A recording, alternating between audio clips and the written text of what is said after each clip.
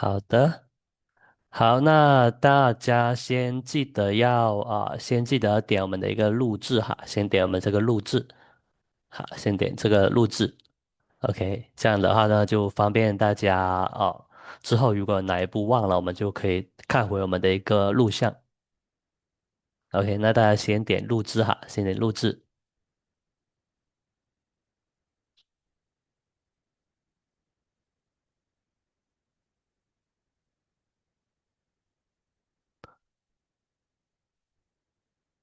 大家要先点录制哦，点这个录制哈，点这里的一个录制，在工具栏这里。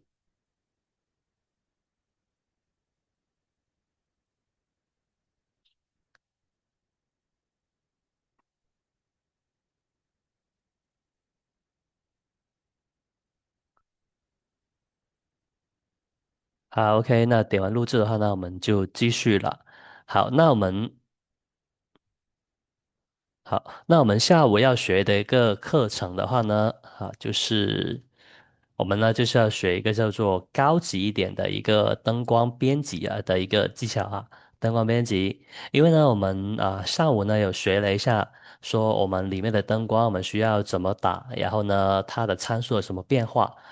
对，那我们下午的话，那我们学的一个类型呢，就是直接对我们的一个空间里面的一个效果图直接去改变它的一个比如说它的一个灯光的一个冷暖啊，包括它的一个质感啊，我们都可以通过我们这个功能去实现。好，所以这个功能呢会更加好玩一点，好，会更加好玩一点。好，那首先的话呢，我先跟大家解释一下我们这个编辑的话，我们是怎么玩的话，然后待会呢，我们就把这个 PDF 跟我们这个文件发给大家。好，那我在聊天这里我先把我们的文件发给大家好，先把我们这个 PDF 的文件跟我们等一下要用到这个场景发给大家。好，我发在我们这个聊天的这个群组这里聊天这个群组这里这个位置。好，好，那我们继续先收回来。好，然后呢，好像我们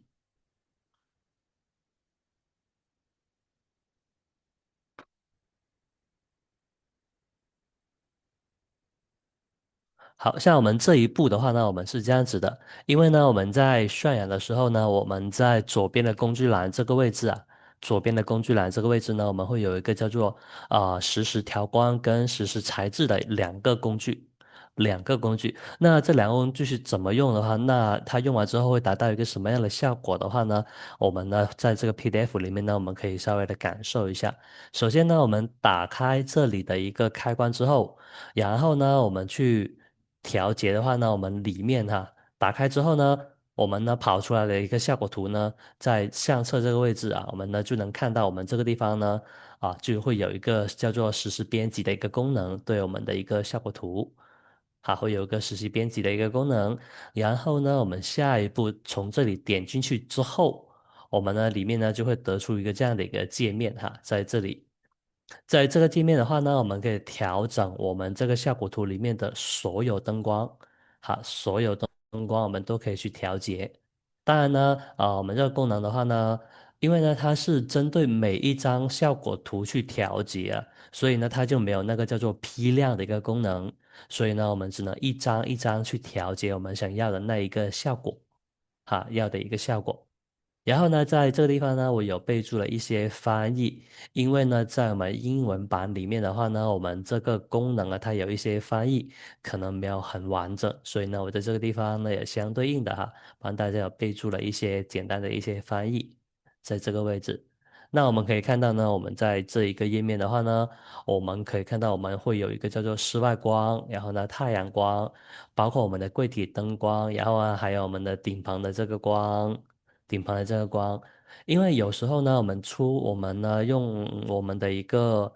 渲染工具就算好像我们早上调了灯光一样呢，可能我们出来之后，可能还是会有一些比如说我们柜体的灯光我们想要它偏黄一点，然后呢，我们在效果图出来的时候，可能里面的那个图啊，它是达不到那种效果的。那在我们这个功能里面的话呢，我们就可以实现它。比如说，我们想要顶棚的灯光，我想要它黄一点。然后呢，柜体里面的灯带想要它黄一点。然后呢，包括我们的窗外景，我们想要让它亮一点呢，或者浅一点的话呢，我们都可以通过这个功能去实现它。包括我们还可以做到一个叫做渐变的一个效果，哈，渐变的一个效果。那就比如说，那现在的话呢，我可以把我们场景里面所有的灯光都给它关掉，只剩一个外景。那我们呈现出来的效果呢，它就是大概这样子的，啊，大概这样子。好，然后下一步的话呢，你看，我再把其中的，比如说我把我们的一个顶棚灯跟我们的一个其他的一个就是补的一些环境的灯，包括其他的灯光，然后呢，我们给它开完之后呢，它就会变成这样子。就是我们开启部分光源的话呢，我们就会得到一个这样子的一个效果。好，得到一个这样子的一个效果。你看呢，我们每一个灯光呢，我们每一个灯光呢，我们只需要调节两个参数就可以了。第一个是它的一个亮度，然后呢，第二个的话呢，就是它的一个色温。对，色温的这个地方，就是让它更冷一点，还是更暖一点。对，所以呢，我们这个地方呢需要调整的，每一个灯光我们只有这两个要调整的，所以呢没有很多哈。然后你看，我们第二步开启了部分灯光，然后呢第三步我们再开启部分灯光，你看它就会变成一个这样的一个效果了。你看，再开启部分灯光，它就会变成这样子。然后呢，我们下一步再把我们的一个效果图做完整，因为呢，你看我们刚刚上面那一张啊，你看上面这一张的话呢，我们呢在很多地方的灯光也打开了，但是可能我们有一些色温就比如说像我们早上有一些设计师会说到就是有一些小伙伴会说到我们的灯光，你看打出来像这些地方它可能会偏白。然后呢，偏白的这种情况的话呢，啊、在我们上午教的那个灯光，就是我们要用什么样的灯光去编辑的话呢，是改不了的。但是呢，在我们这个工具里面呢，我们就可以实现比如说，我们首先可以把我们的一个灯带把它调暖了之后，我们得出来效果，它就是会变成这个样子的，会变成这个样子。你看这样子的话呢，这里呢就是它的每一个的灯光要调的一个参数，我们都可以在这个地方去调到。你看，然后呢最后一步我们就会变成这样子。所以呢，我们下午要学的这一个进阶的一个功能的话呢，会更加的好玩。好，那当然大家也不用着急因为呢，我有把那个场景给到大家，等一下呢就跟着我的步骤，我会一步一步教大家我们这个功能去怎么用的好，你看，我们除了有我们刚刚的那个灯光编辑以外的话呢，我们这个地方呢还会有一个叫做材质美化的一个功能，材质美化的一个功能就比如说，因为呢材质的话呢，我们在我们的这个效果图里面呢，它也是有分区域的。我们等一下在软件里面我们可以看到它有分区域的，就比如说，你看它这里呢会有一个蓝色的框框，看我的鼠标这个地方会有一个蓝色的框框，我选到这个蓝色的框框的话呢，那就意味着说这个地方就是我们沙发的一个材质。然后呢，我们可以通过去这个地方调动它的一个色温色相饱和度包括它的一个亮度去改变我们这个沙发的一个材质。因为有时候我们效果图出来说，哦，可能我们明明用了一个黑色真皮的一个沙发，但是呢，它渲染出来的话呢，它的反光程度就很高，可能看起来它就会偏白了。所以呢，我们会在这个地方有一个材质美化，我们呢就可以用这个工具，尽量去还原我们这一个沙发的一个效果，包括沙发，还有它的地毯包括我们的一个木板，再包括我们的一个玻璃。有很多时候，比如说我们这个玻璃渲染出来，我们可能觉得可能稍微有一点点的没有那么符合我们的一个，比如说反光它差点或者是玻璃的一个透明感或者质感它差一点呢，我们都可以用这个工具去调整它的一个材质，去调整它的一个材质。好，那我们简单过完我们这个 PDF 的话呢，那现在的话呢，我们就要去到我们的软件哈，我们呢要可以跟着我一步一步，我们去把这个步骤好教给大家。好，那现在的话呢，大家就统一先打开，先打开我发给大家的那一个文件，先打开我发给大家的那个文件。好，我再发一遍因为有一些小伙伴是后来进来的，我再发一遍哦，如果没有看到的话。好，我再发一遍。好，那现在的话呢，我们先打开这个文件先打开这个文件。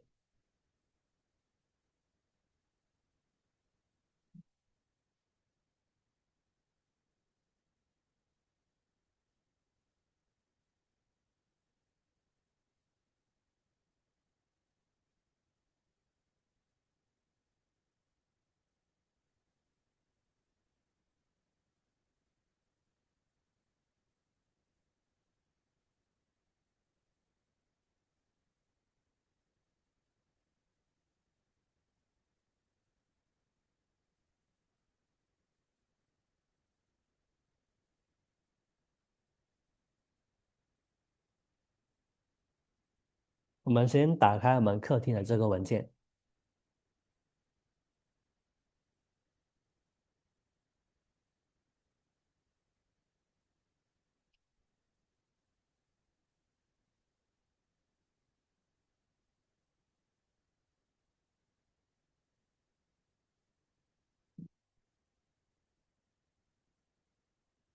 好，打开客厅的这个文件。好，大家记得你打开这个文件之后呢，第一时间要先保存我们才能去好操作下一步。好，记得要先保存。好，那我们先同步先同步打开我们这个文件。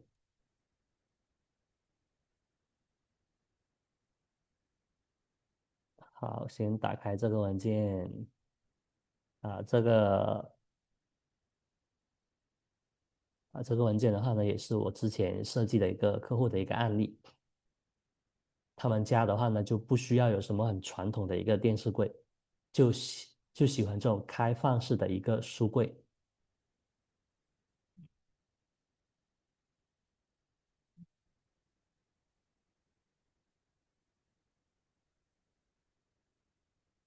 好的，那现在大家都有同步打开了这个文件了吗？好，我们先等一等等到大家都同步，然后呢，我们再一起来做下一步。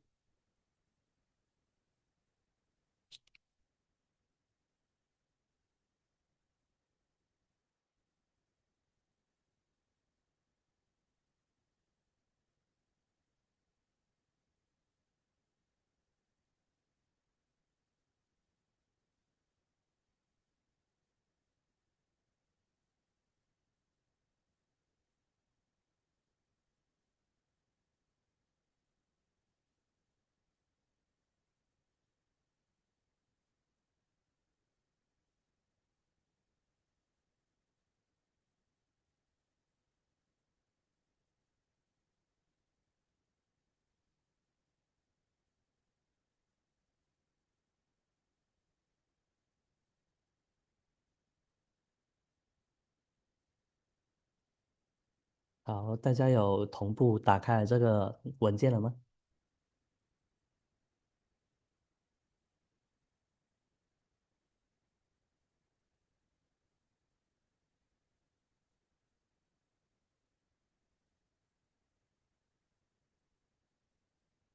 好，OK 的话要跟我说一声因为这样子的话呢，我就方便开始下一步这样子。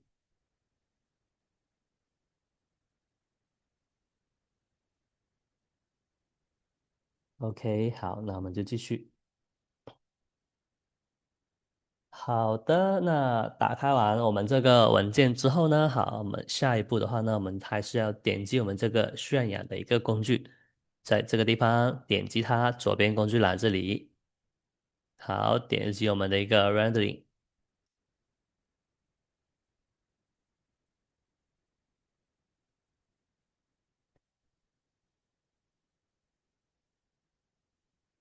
好，点击它，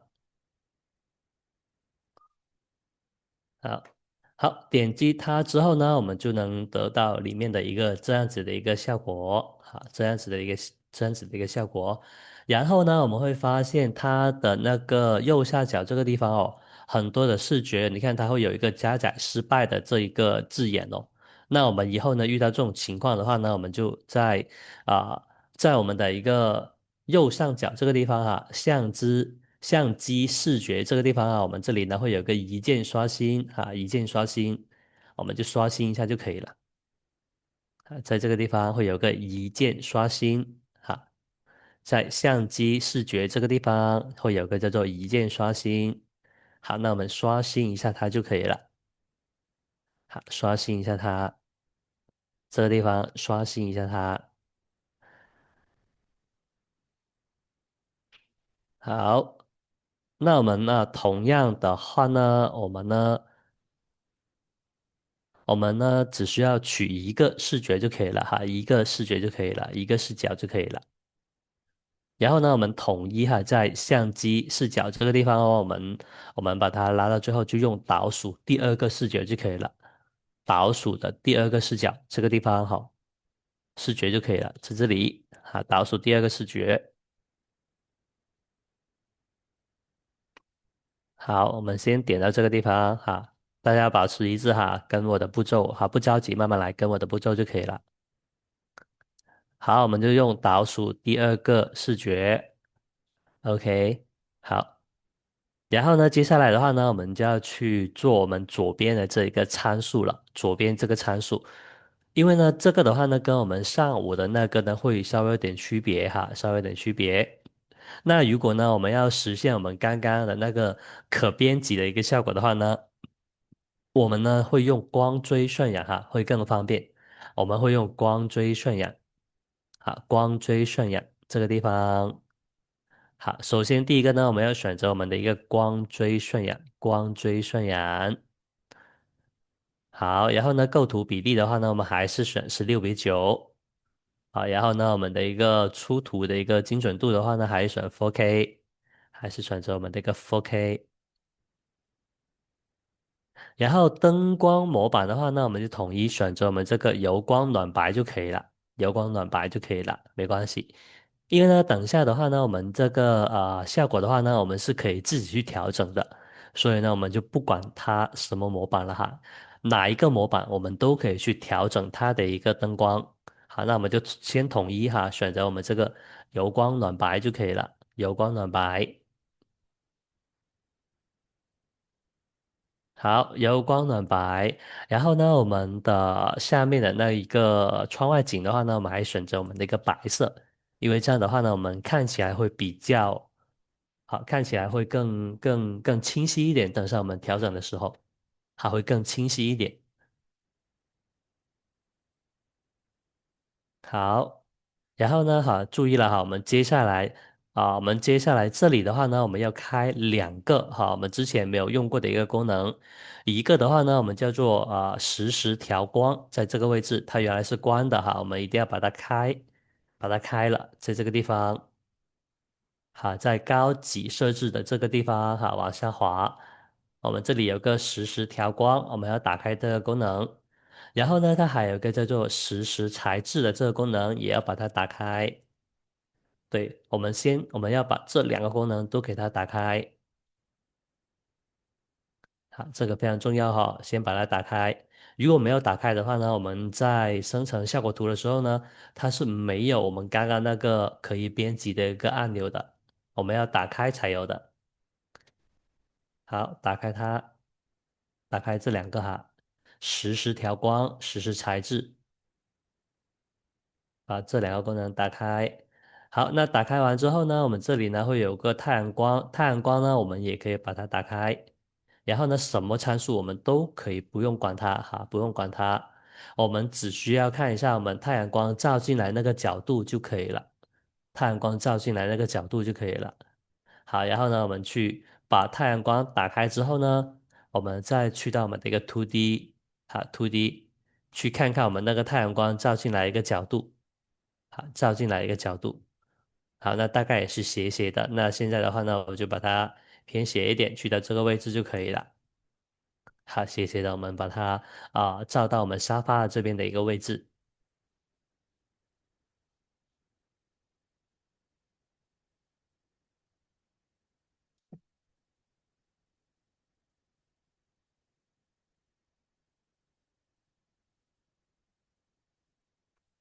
好，那我们把太阳光调完之后呢，好，那我们这边灯光的参数呢，我们就已经调整完毕了，调整完毕了。好，调整完毕了。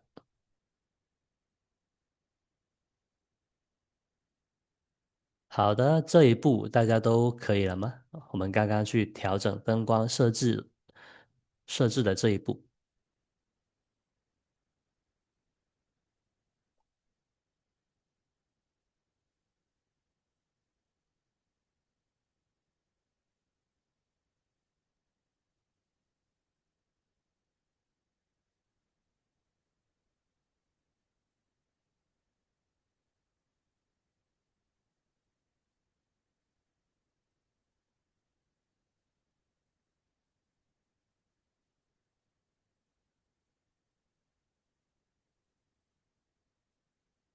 好，我们这一步大家都可以了吗？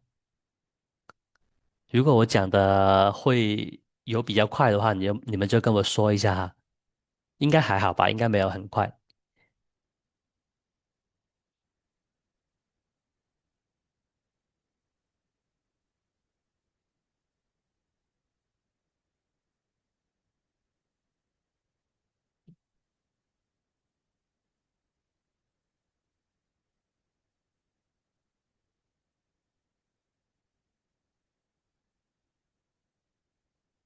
好，那这一步完成了之后的话呢，我们就继续下一步了哈，继续下一步。然后下一步的话呢，我们就要去到跳回我们的一个跳回我们的一个 3D 哈，3D 这个地方，跳回我们这个视觉。好，那现在的话呢，我们就要把这一张图哈提交渲染了，提交渲染了。好，那我们就选择我们这一个视觉，好，选择我们这个视觉。然后呢，提交，我们就提交一张就可以了哈，一张就可以了。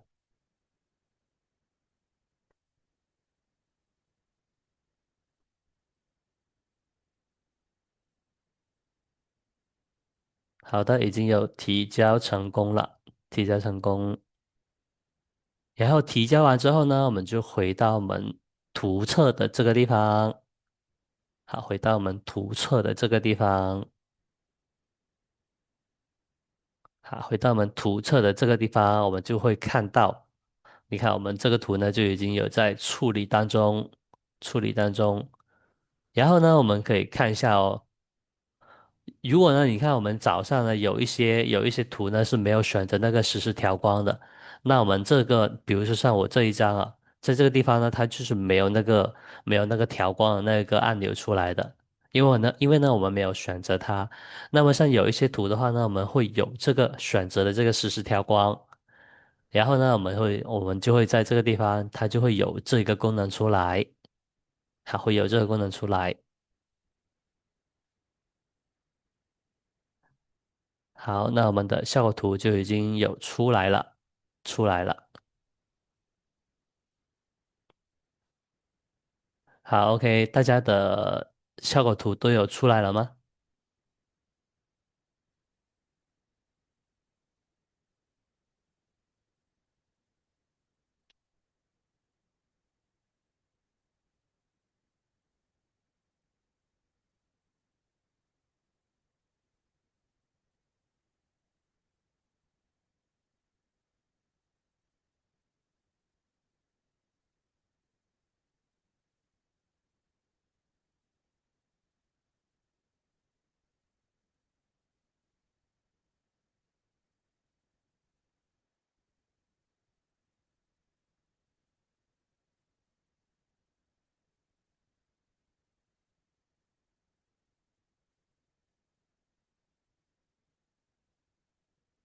好，大家的效果图都 OK 了吗？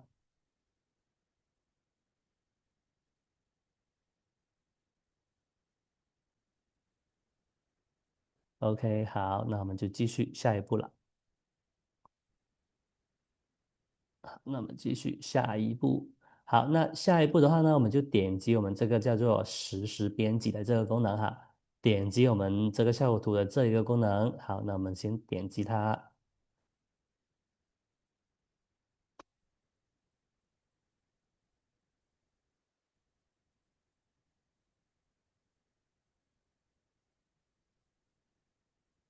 好，点击完之后呢，我们呢就能看到我们的这一个，我们就能看到我们这一个页面哈，我们这一个页面。我们这一个页面，你看我们这个地方呢，它就会有两个，一个呢叫做实时，我们左边的工具栏这里啊，有一个呢叫做实时调光，有一个呢叫做材质的一个美化，材质的一个美化。好，那我们一步一步来哈，我们一步一步来。好，那首先的话呢，因为呢我们这里有非常多的一些灯光，我们需要知道哪一个灯光对应的是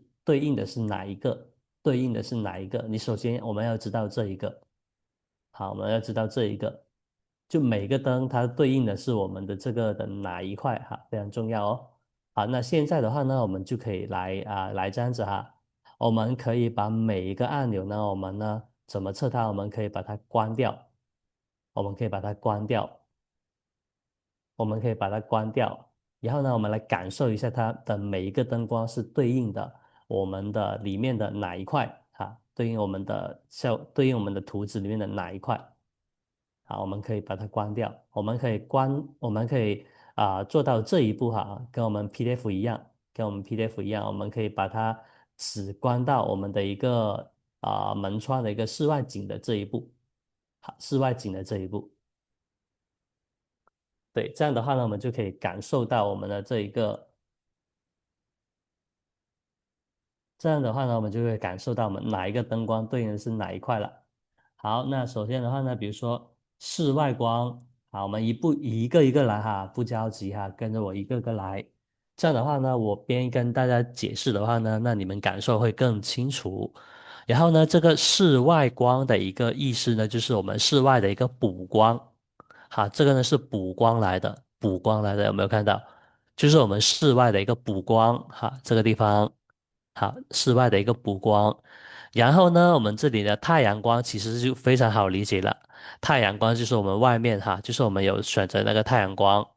好，那太阳光我们关掉之后呢，我们这里的太阳光它就没有了，它就没有了。然后呢，柜体灯也非常容易理解，就是我们里面的一些灯带，这个地方的一些灯带。好，这个呢叫做柜体灯，好，那我们也把它关掉。然后呢，我们下一个呢就是我们的一个顶棚的一个筒灯，顶棚的一个筒灯，顶棚的筒灯的话呢，就是我们天花的这个地方啊，天花的一个灯光啊，那我们把它关掉。你看，我们天花的话就没有灯光了。啊，天花就没有灯光了。然后呢，还有一个是我们的一个台灯，台灯，台灯的意思呢，就是说，比如说我们的一个场景里面呢，除了我们刚上面选择的灯光以外，还有其他发亮的一些灯光，比如说像这个灯啊，还有你看这个有一个饰品，它会有一个灯光。包括如果我们在哪些地方有一些饰品灯会发亮的话呢，这种呢我们就叫做台灯，哈，台灯。好，然后呢，我们把台灯也关掉，我们来感受一下。好，台灯也把它关掉。然后呢，我们另外一个，我们呢还有一个叫做其他灯光哈，这个地方叫做其他灯光。然后这个其他灯光的话呢，其实就是我们室内的一个补光。我们刚刚会有一个室外光，室外光就是室外从窗户进来的一个补光。然后这个其他的话呢，就是室内的一个补光。你看，我们现在把这个关掉。你看，我们这里呢就变成一片黑暗，一片黑暗。好，这个呢我们就叫做我们的一个这个呢就叫做室内的一个补光这个位置，室内的一个补光。然后呢，窗户外景这个呢我们就非常好理解了，就是我们现在唯一还亮着的这个就叫做窗户外景了。我们关掉就什么都没有了，好，什么都没有了，什么都没有了。好，那现在的话呢，我们首先要聊。了解我们每一个灯光哈代表什么，而且我们要知道哦，如果我们的效果图有不同角度的话呢，它这里的灯光不一定有这么多。就比如说像我们有一些效果图的话呢，我们角度呢是没有到窗户的这边的，那么我们这个地方呢，可能它的一个室外光或者它的窗户外景就没有了，就没有了，它会这样子的。所以呢，它这里的一个参数，它是会跟着我们场景去做变化的。那如果我们场景里面，比如说我们场景里面没有台灯，那我们这里呢就没有台灯的这一个选项。包括我们这里的一个顶棚的筒灯，就比如说我们这个场景里面它是没有天花的，可能就没有这个选项了，没有这个选项了。对，那这个呢是根据我们的场景来去出现我们这个灯光的哈，因为呢我们目前这个场景呢它相对来说比较完整，所以呢基本上它所有的灯光都会有，所有的灯光都会有。好，那现在的话呢，我们就把所有的灯光哈先打开，所有的灯光先打开，然后呢，我们一步一步来哈去调整它的一个，去调整它的一个参数，让它变成一个比较好看一点的一个好看一点的效果图。好，我们先打开所有的灯光，打开它。好，那我们刚刚有说到因为呢我们要调整我们这里的灯光的话呢，我们只有两种，一种呢是它的一个亮度，然后另外一种呢是它的一个色温，在这个地方哈，色温。好，那我们就一项一项来哈，一项一项来，好，不着急，跟着我的步骤哈，一步一步来，一步一步来。那首先室外的一个灯光的话呢，好，室外的一个灯光的话呢。好，现在大家可以先根据我的一个步骤来，哈，先根据我的一个步骤来，好，然后后期的话呢，如果大家再有什么样的想要什么样的效果，我们可以在课后再去慢慢研究哈。但是呢，我们现在呢是先跟着我的一个步骤来，好，那室外的灯光的话呢，我的习惯呢，我是希望它会更冷一点点，它会更冷一点点。所以呢，我们这个地方呢，我们就可以往前调一调，好，希望它冷一点点。好，然后呢，你看像这个地方，我们可以看到它会有一个微变动，就是哦，如果呢我要它亮一点的话呢，你看到它整体的灯光就会更亮一点。但其实这里的话呢，我们可以根据实际条件来哈，比如说现在的色温我已经想要它冷一点点了，然后呢，那我们这个室外的补光呢，我们就不需要调到很亮，我们就调个微参数就可以了，微参数就可以了。好，往前调一点点。好，这个灯光现在的话呢，我们会感觉不到它的变化，因为只是其中一项而已哈。但是呢，我们等一下一步一步去调到的时候呢，我们会感受到它的一个变化的。好，那我们一步一步来哈。首先，室外的灯光哈，在这个场景里面的话呢，我希望它要冷一点点啊，因为呢，等一下我的那个灯带跟天花的灯呢，我希望它暖一点，这样的话呢，它就会起到一个中和的一个作用，好，中和的一个作用。好，首先这个呢是室外的一个灯光，好，室外的一个灯光。好，那我们先把这里调整好，然后呢，我们接下来就继续下一步。好，好，然后呢，下一步的话呢，就是我们的一个太阳光。好，太阳光，那我们呢也要把我们的一个色温给它打开。太阳光的话呢，我们就可以看到我们这个效图的左下角啊，你看，透过我们这个窗帘啊照进来，看我的鼠标这个地方，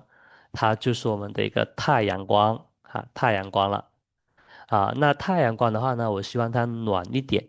看起来会更舒服一点。好，我希望它暖一点。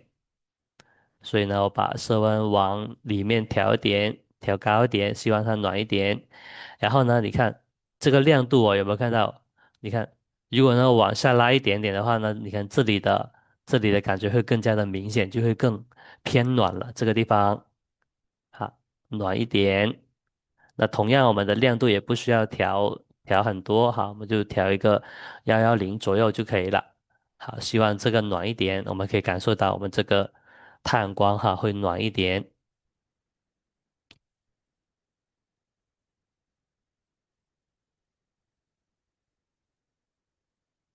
好，暖一点。我们先把这两步哈调好，好，先把这两步调好，好，然后我们继续来看我们的一个下一步。好，我们的室外灯哈就让它冷一点，太阳光我就希望它暖一点。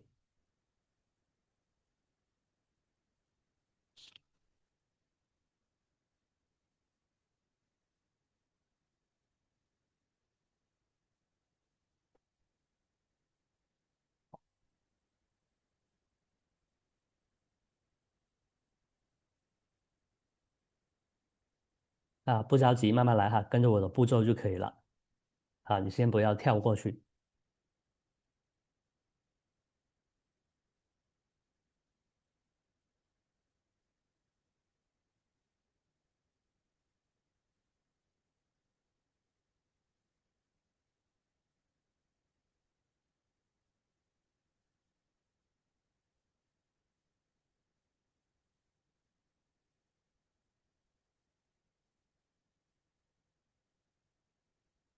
好，那我们这两步的话呢，都好了吗？大家 OK 了吗？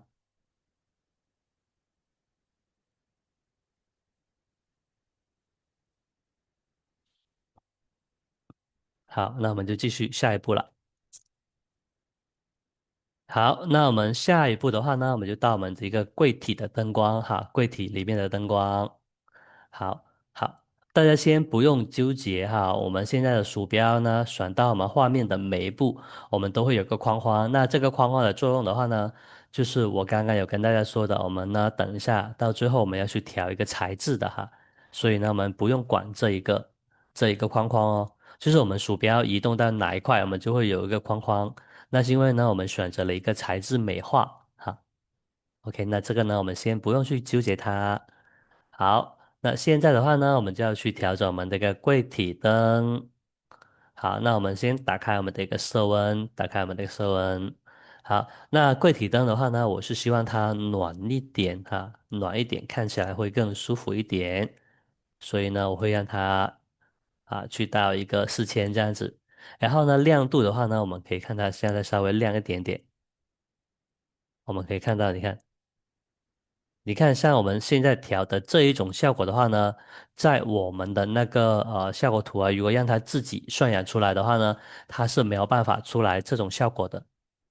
但是的话呢，我们可以通过我们现在学的这个工具去实现这种效果。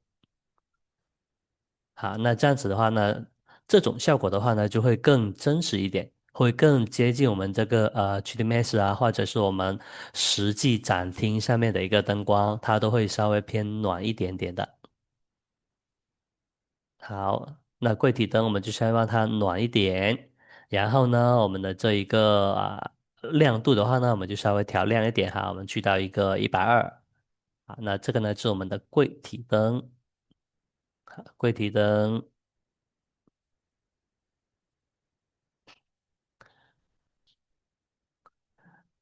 好，然后呢，我们的一个下一步就是我们的一个顶棚筒灯。顶棚筒灯就是我们天花的这个灯了，天花这个灯。好，那这个灯同样也是哈，我也是希望它会正常来说呢，它会暖一点，会更好看一点，暖一点。所以呢，我也是让它的一个色温哈，让它调高一点，调高一点。然后呢，我们把它的亮度稍微调一下，但是请注意哦，这里的话呢，我们把它拉一下，它很容易呢就会出现这种不光的一种情况啊，所以呢，我们不需要把它拉得太亮哈，不需要把它拉得太亮，它有一点这种感觉就可以了啊，不需要拉得太亮。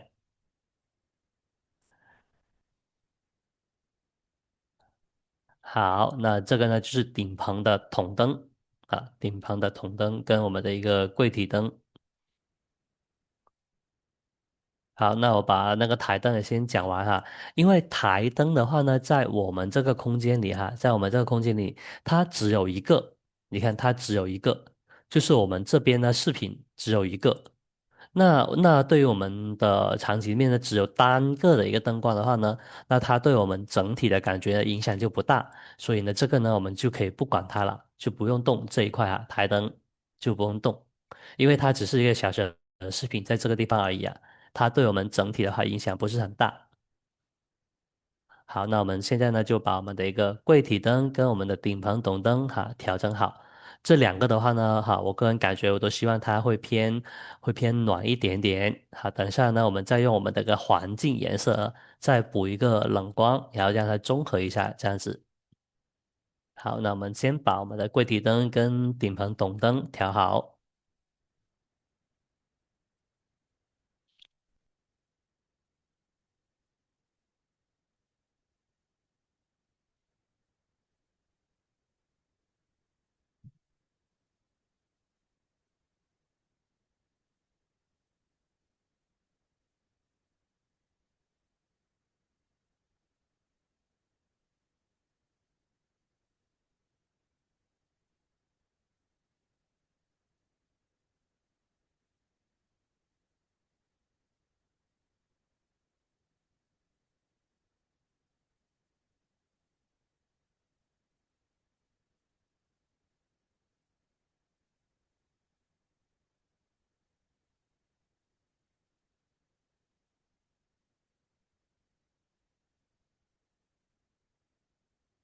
好的，那我们这两个灯光有调整好了吗？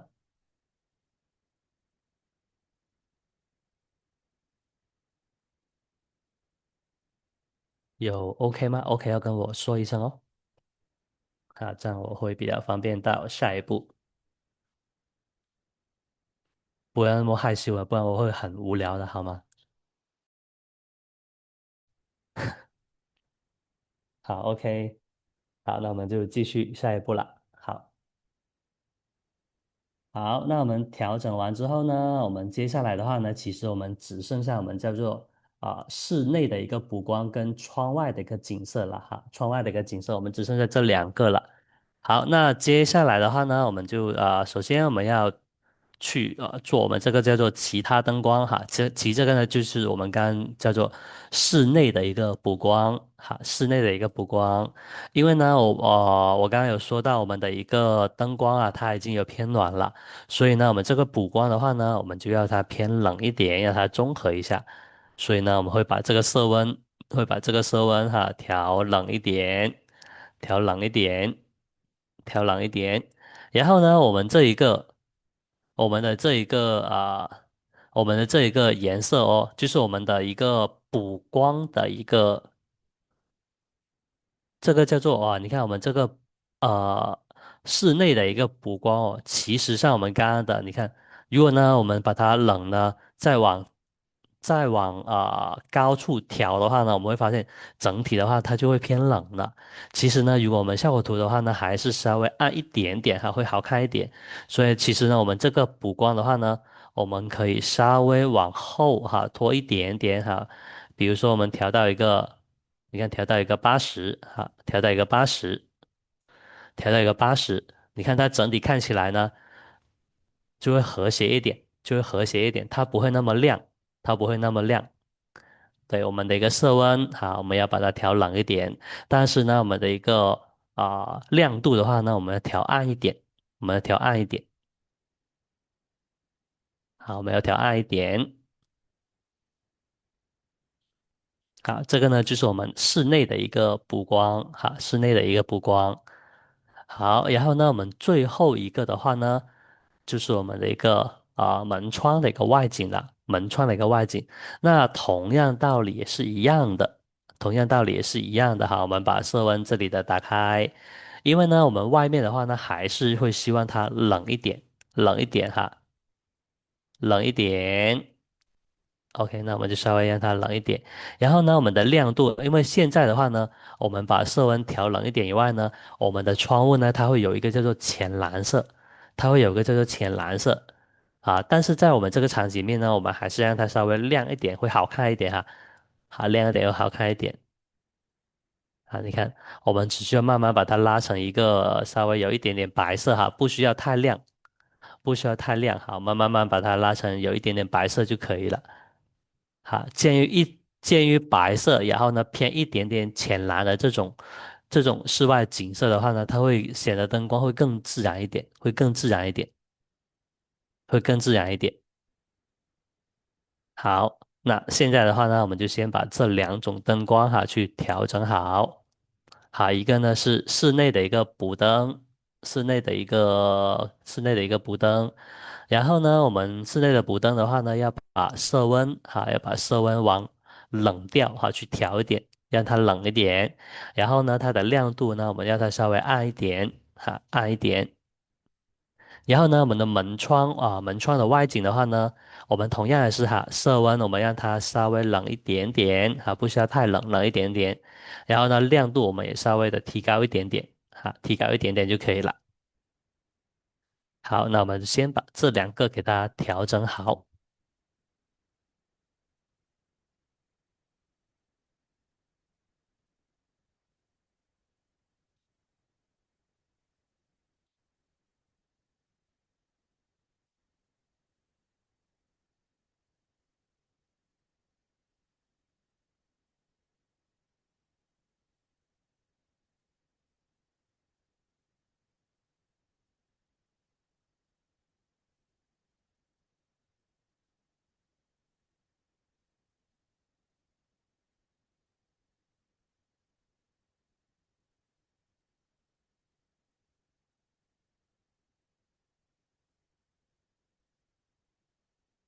好的，我们最后的这两个灯光大家都有调整好了吗？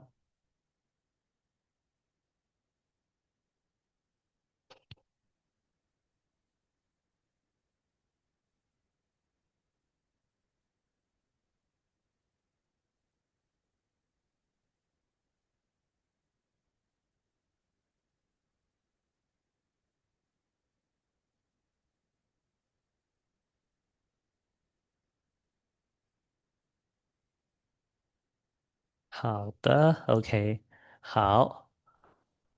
好，然后呢，我们现在呢把所有灯光都调整完之后呢，其实呢我们就可以再回去我们的第一个灯光，我们会有一个叫做室外光室外光这个地方那这个地方呢，我们虽然呢第一次我们有调了一个基本的一个参数，但是呢最后的话呢，我们可以看回整一个画面，看回整一个画面，看一看呢你是希望它偏亮一点还是偏暗一点，我们都可以去调整这个地方。比如说我们现在已经调了一个110，那如果呢，我们觉得这个光暗一点点，它会比较好的话呢，你看它就是类似这样子的。比如说我们调到一个80，你看这个呢就稍微暗一点点的，然后呢调到一个八十，你看这个呢我们可以给它冷一点点，冷一点点，或者呢我们呢就不会给那么亮，我们就调到一个九十了，调到一个九十了，或者调为一个100这样子。对，所以呢，我们这个室外光跟我们室内的一个补光呢，我们是先把所有的参数调整完之后，然后呢，最后我们再看看整个画面，它还有哪些地方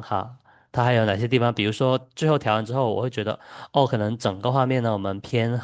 暗一点，然后呢，我们就可以再调整我们这两个大块的一个灯光就可以了，大块一点的一个灯光就可以了。那其他的灯光呢，我们基本不需要怎么样去调整它。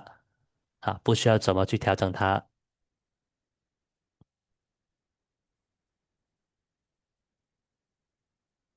这个地方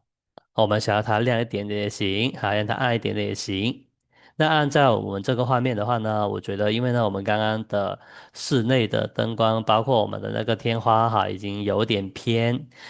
黄了。那我觉得这个的话呢，还是让它稍微啊冷一点点让它冷一点点，就对冲一下，可能整个感觉会更舒服一点。对冲一下，整个感觉会更舒服一点。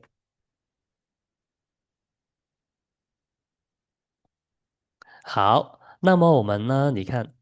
把所有的灯光都调整完之后，我们这里呢，把所有灯光都调整完之后，然后呢，我们在这个地方呢，它会有个对比原图哦，我们可以稍微感受一下我们不需要点击的，只需要把我们的鼠标移动到这个地方，好，移动到这个地方，然后呢，我们再松开，我们就能够感受到我们呢在调节前跟调节后的一个区别，我们就能感受到了调节前、调节后的一个感受，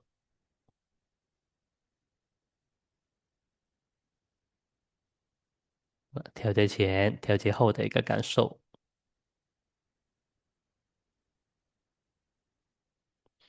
好，然后呢，我们刚刚学的这一步的话呢，就是我们的一个实时调光的一个步骤。好，那接下来的话呢，我们呢就要去学我们这个材质哈，材质美化这一块，材质美化这一块。好，然后呢，我们呢现在呢跟着我一起哈，在我们的工具栏左边这个地方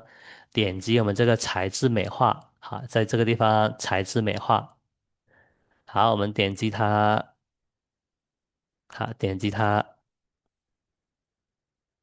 OK，好，点击完这一步的话呢，好，那这里的话呢，我刚刚有跟大家说过，因为呢，我们鼠标哈移动到我们的画面的话呢，你看它就会有很多的一些框框啊，很多的一些框框。那像这些框框的话呢，它都是属于我们画面里面同一个材质的一个部分来的，啊，同一个材质的一个部分来的，所以这一块呢，我们会分得非常的细，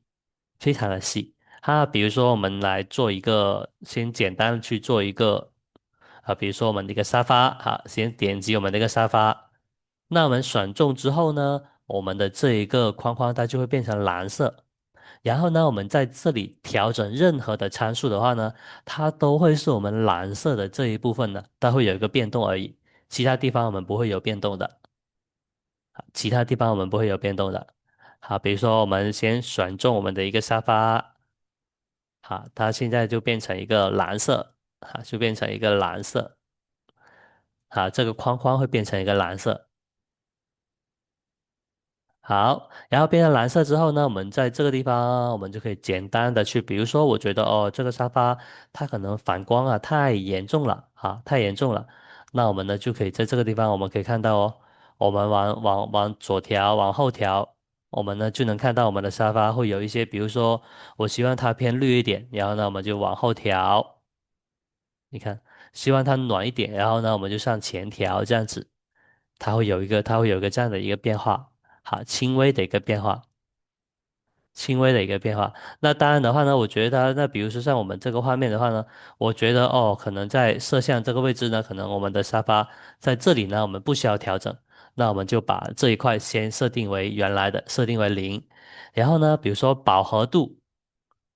饱和度我们可以看哦，你看。在这个饱和度就是我们的沙发的一个饱和度。比如说，你想让它，你看饱和度更高一点，我们往前拉，然后呢低一点呢，我们往后拉。那当然，这个呢是因为呢，我们这个呢是属于调整它的一个材质，所以呢，它里面的区别其实是很微很微的。所以这一块呢，就适合那些，比如说有一些客户啊，或者是有一些设计师啊，对一些材质的需求啊，他非常要求非常的高，我们就会用到这一步。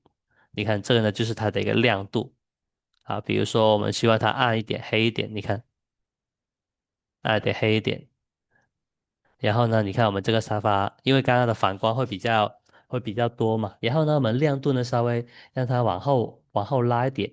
你看它这里的整个的一个肤感的一个程度啊，它就不一样了，这个地方哦就不一样了，它就会变得更加写实一点，写实一点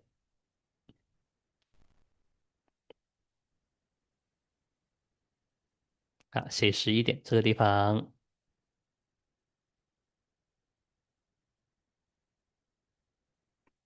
好，那我们现在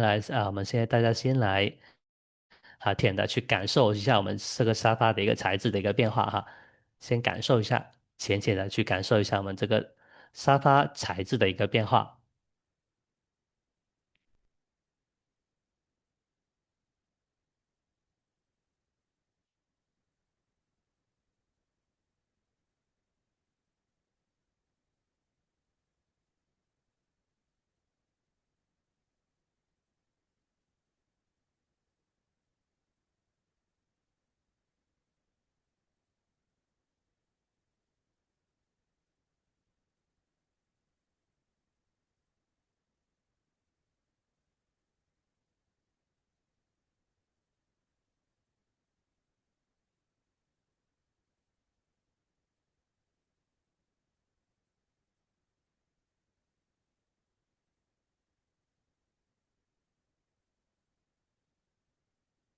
好，浅浅的感受一下我们这个材质的变化，因为呢，这个材质的话呢，我们调整的话，它会有一个非常非常小的一块哈，非常非常小的一块，所以呢，这个呢就给有一些就是对材质来说比较要求比较高的客户，或者呢想要做更精细化的一些精细化的一些图纸的话呢，我们就可以用到这个工具哈。一般情况下的话呢，我们不需要用到这个工具。好，但是呢，我就是还是要把这个呢先教给大家哈，让大家感受一下我们这个软件里面呢，其实还是有很多可以调整的。然后呢，我们也可以通过这种方式的话呢，也可以做出很漂亮的一些效果图的，对，一点也不会比 SketchUp 差的哦。好，那我们感受完这个材质美化之后呢，那接下来的话呢，我就要教大家怎么样去出我们刚刚的这个图了哈。好，那现在的话呢，大家跟着我的步骤一起哈，我们回到我们实时调光的这一块，回到我们实时调光的这一块。好，因为呢，之前有跟大家说过，就是我们的这个工具啊，我们每一次编辑啊，它是不能够批量的，它只能够针对我们的这一张的一个效果图而已，针对单独的一张效果图而已。好，我们一定要记得哦，我们每一次我们用这个工具的话呢，它是不能够批量的，因为它每一张效果图的它的里面的一些参数可能都不太一样。好，我们的一些参数啊，包括我们这个灯光的覆盖面呢，可能都不太一样，所以呢，它只能单独的对一张而已，不能够批量去做我们的这一步。那我们的下载的时候呢，我们呢下载的时候，就比如说像现在的话呢，好。那我们就可以，比如说我们点击我们右上角这个下载，就是下载，就是我们刚刚已经调整好的这一张，调整好的这一张，调整好的这一张，对。那我现在的话呢，就教大家一个，就下载啊，我们可以有一个更好玩的一个方式，更好玩的一个方式。因为有时候呢，我们要去做一些宣传的话呢，比如说我们要跟客户说，或者有时候呢，我们要跟其他人说我们这个软件可以怎么好玩啊，或者呢是作为一种吸引客户的一种工具啊的一种营销方法的话呢，我们同样也是可以按照这样的一个出图，对。因为的话呢，我们可以去做一个从我们的像我们刚刚的步骤一样，我们呢可以去做一个，就是从只有一个灯光，然后呢到两个光源，到三个光源，到四个光源，就是呢我们可以做一个循序渐进的一个效果图，一个渐变的一种方式啊。我觉得我们可以这样去出图。那这样出图的话呢，我们呢到时候去宣传的话呢，也会更加的好玩一点，更加的好玩一点。好，所以现在的话呢，大家可以跟着我的一个步骤来哈，我教大家怎么样去做一个循序渐进的一个出图。好，那首先的话呢，我们呢要把我们的灯光像我们刚刚的步骤一样，我们要把它关掉，只剩一个窗外景的一个灯。好，只剩一个窗外景的一个灯。好，我们一步步来感受一下。或者如果你不想这么黑的话呢，我们还可以把可以把这个其他的灯光打开，但是我觉得我们一步步来，我们就我们就直接到这一步，会更给人的感觉会更震撼一点，我觉得会更好玩一点。好，现在跟着我的步骤来哦，我们一步步我们现在只保留我们窗户外景的这个灯光，只保留这个窗户外景的灯光。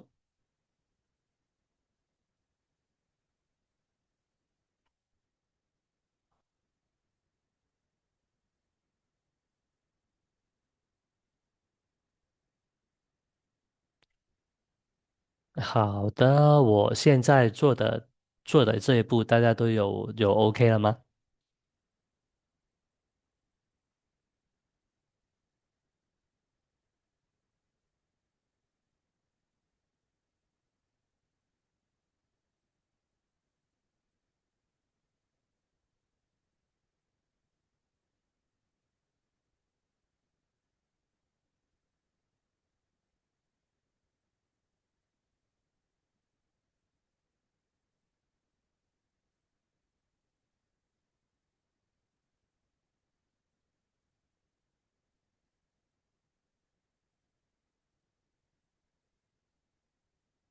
Hello Hello，我现在的这一步大家都有 OK 了吗？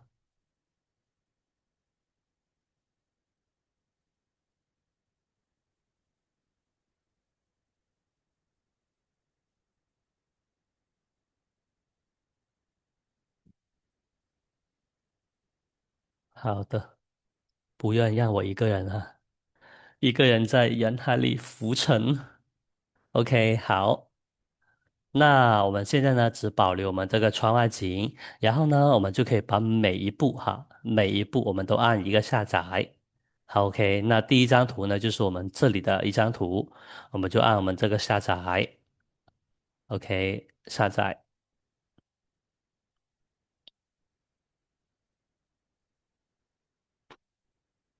好，下载，OK。那这个呢，就是我们第一张图啊，我们就是这样子的。好，然后现在的话呢，我们要出第二张图哈，第二张图。那第二张图的话呢，我们要打开部分灯光哈，部分灯光，比如说我们可以先打开一个其他灯光哈，打开一个其他灯光，其他灯光。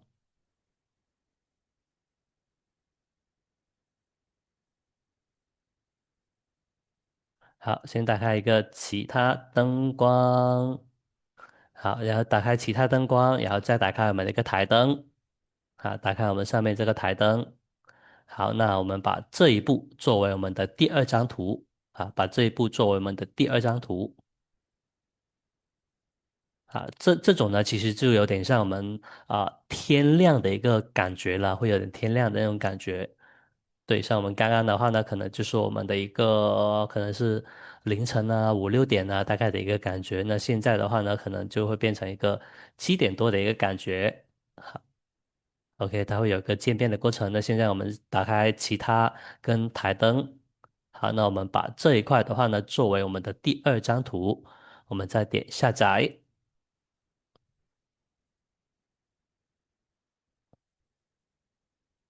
好，这是我们的一个第二张图。啊，不着急哈，我们一步步来。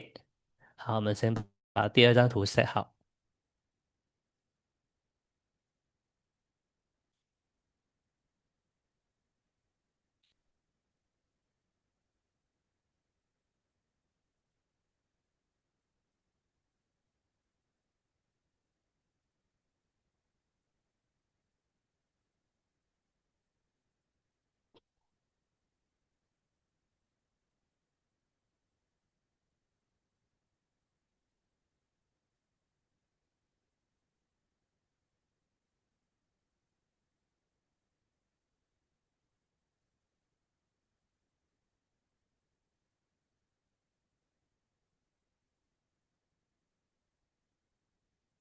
好，第二张图有可以了吗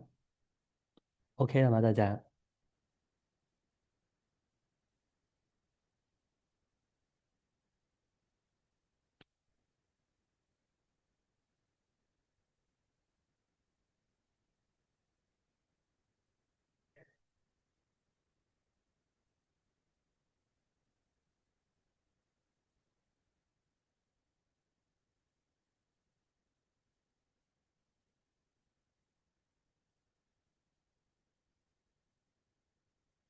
好，那 OK 的话呢，我们就进行我们的一个第三张图咯。OK，那第三张图的话呢，我们就可以先打开我们的一个太阳光。好，你看打开我们的太阳光之后呢，我们就能感受到这里的话呢，就等于说我们刚刚太阳出来的时候，但是呢，我们里面的灯光还没有打开，里面的灯光还没有打开。好，然后呢，我们可以把我们的一个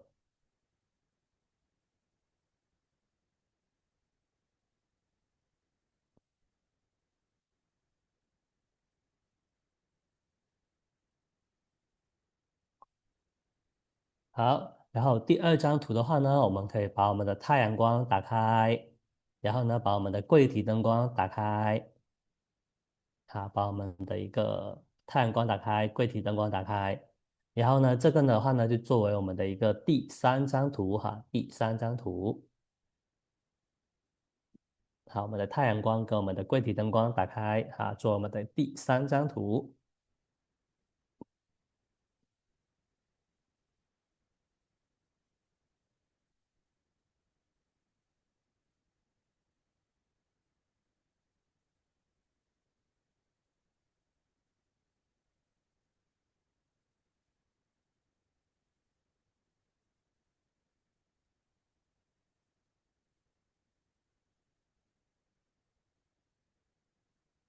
好，第三张图我们就打开我们的一个太阳光跟柜体灯光哈。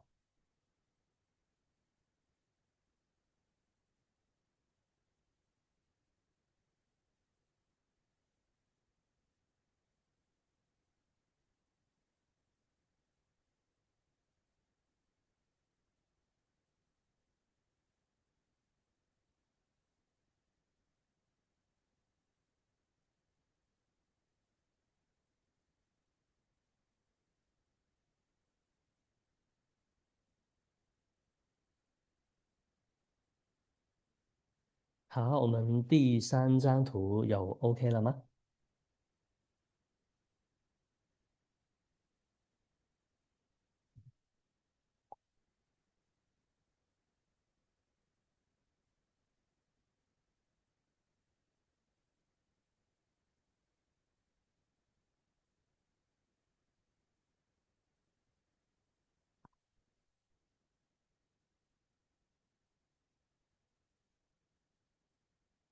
？Hello，Hello，我们第三张图有 OK 了吗？大家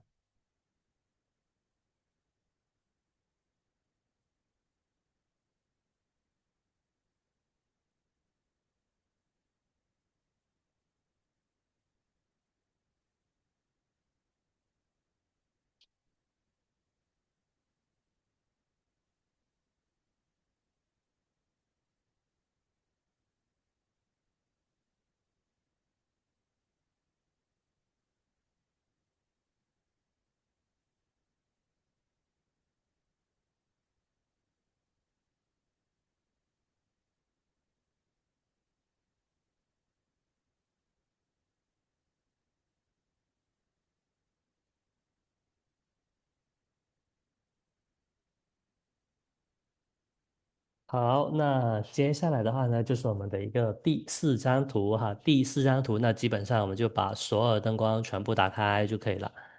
把所有灯光全部都打开，好，把所有灯光全部都打开，然后呢，我们再把最终的这一张图下载下来。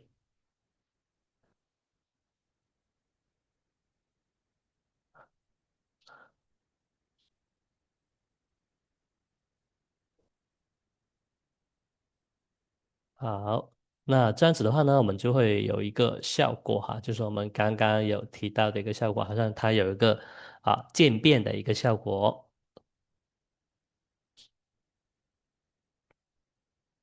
它会有一个渐变的一个效果哦。那一开始它是这样子的，然后呢，第二步它是会变成这样子的，第三步是这样子的，然后第四章是这样子的，它就会有一个过程这样子。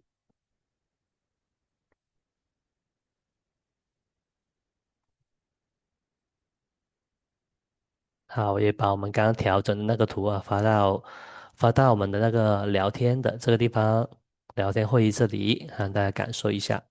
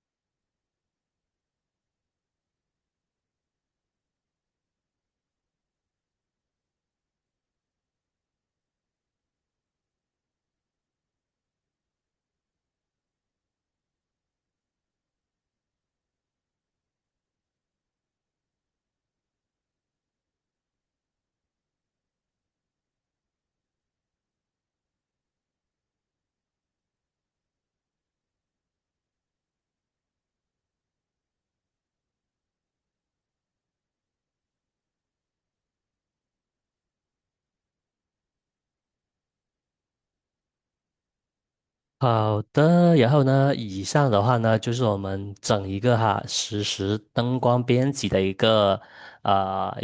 过程了。好，那大家对于这一块还有没有什么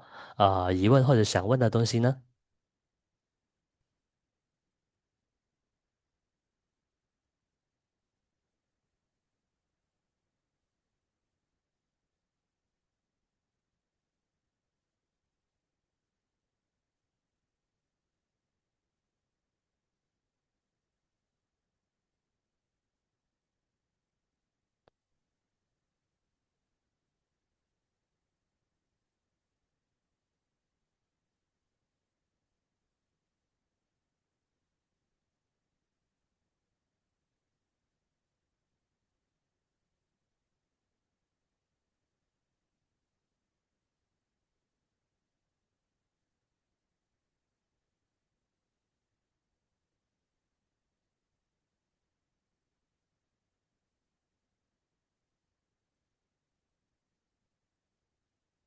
好的，大家对于我们这个环节还有没有什么疑问呢？还有没有什么问题呢？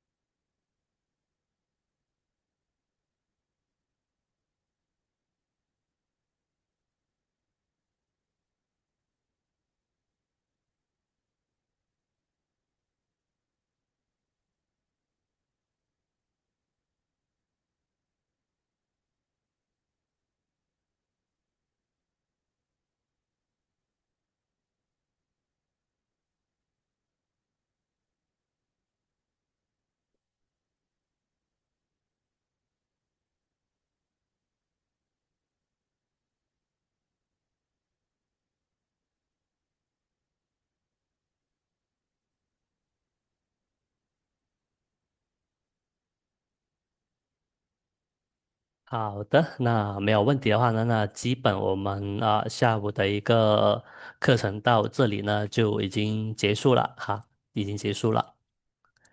那以后呢，大家想要做一个好的效果图的话呢，或想要呈现一个好的效果的话呢，就可以按照我们今天下午学的这一个步骤去做就可以了。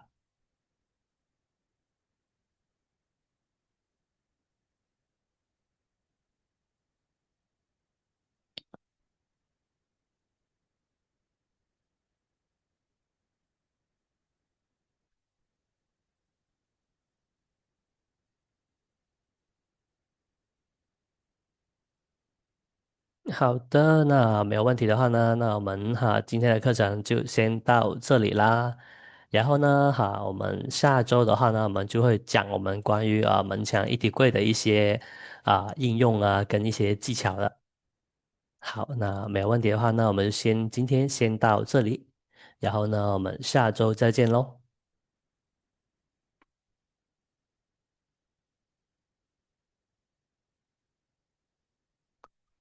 好的，OK，好，那我们就到这里，拜拜。好，辛苦大家啦，拜拜。